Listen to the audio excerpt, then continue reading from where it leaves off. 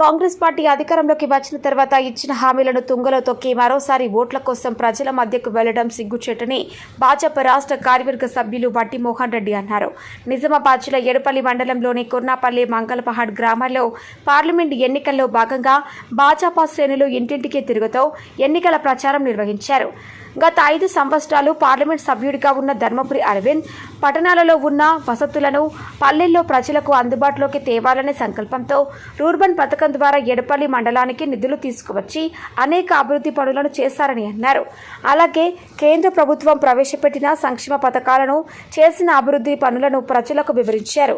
గ్రామాల్లో జరుగుతున్న ఉపాధి హామీ పనుల వద్దకు వెళ్లి కూలీలను కలిసి కాంగ్రెస్ బీఆర్ఎస్ ప్రభుత్వాల వైఫల్యాలను ఎండగడుతూ మరోసారి కమలం పువ్వు గుర్తుకు ఓటు వేసి బీజేపీ నిజామాబాద్ పార్లమెంట్ సభ్యుడిగా ధర్మపురి అరవింద్ను భారీ మెజార్టీతో గెలిపించి నరేంద్ర మోదీకి మరోసారి ప్రధానిగా పట్టం కట్టాలని కోరారు.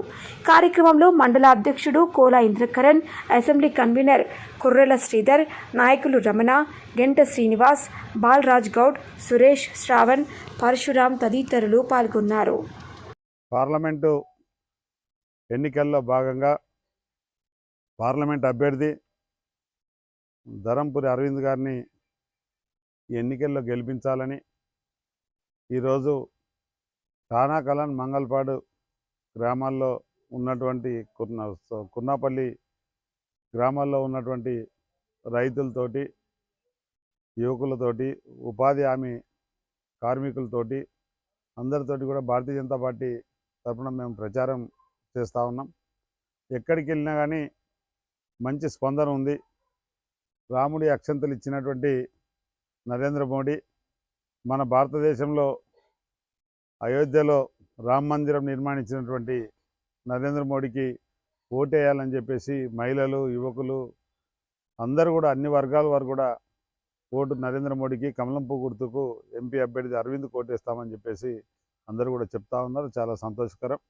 అదేవిధంగా ఈరోజు కాంగ్రెస్ పార్టీ చూసినట్టయితే శాసనసభ్యుడిగా సుదర్శన్ రెడ్డిని గెలిపించిన తర్వాత సుమారు 5 నెలలు కావస్తున్నప్పటికీ పేదలకు సీఎం రిలీఫ్ ఫండ్ కావాలన్నా, ఏదైనా దవాఖాన్లలో పేదలు ఉండాలన్నా కానీ శాసనసభ్యుడి దగ్గరికి వెళ్ళినప్పుడు వాళ్ళ ఆఫీస్ కూడా సరిగా పనిచేయడం లేదు.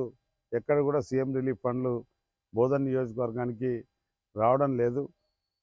ఈరోజు చూసినట్టయితే శాసనసభ్యుడిగా మిమ్మల్ని గెలిపించినాక ప్రజలకు సేవ చేయాలి కానీ మీకేదైనా మంత్రి పదవులు, ముఖ్యమంత్రి పదవులు, ఇంకేమన్నా పెద్ద పెద్ద పదవులు ఉంటే అది మీ వ్యక్తిగతంగా, మీ ఇంటర్నల్గా మీ పార్టీలో చూసుకోండి. కానీ శాసనసభ్యుడిగా మనం గెలిపించినందుకు ప్రజలకు సేవ చేయాల్సినటువంటి బాధ్యత మన మీద ఉంది.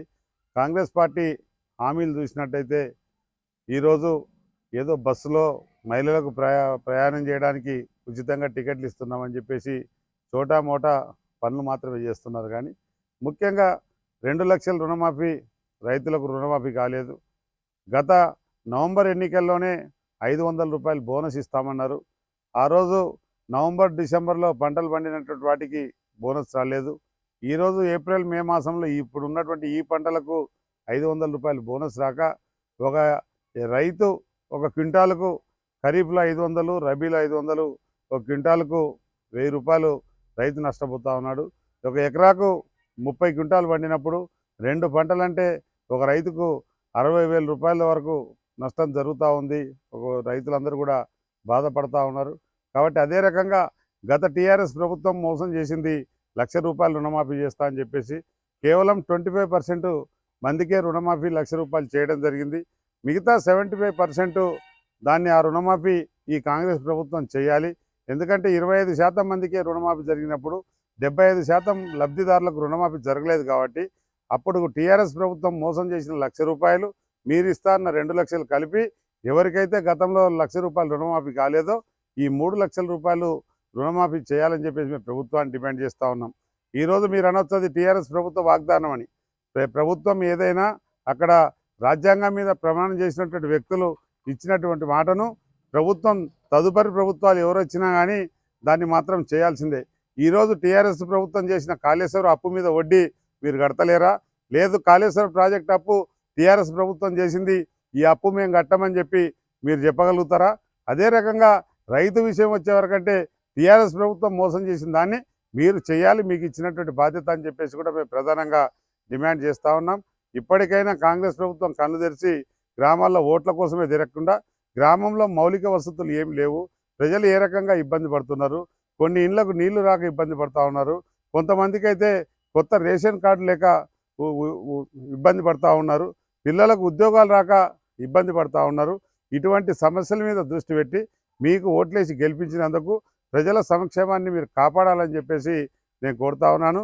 ఇప్పటికైనా కానీ మీ దగ్గర ఉన్నటువంటి పెండింగ్ అన్నీ కూడా క్లియర్ చేసుకొని ప్రజలకు సేవ చేయాలని చెప్పేసి కూడా మేము డిమాండ్ చేస్తూ ఉన్నాం.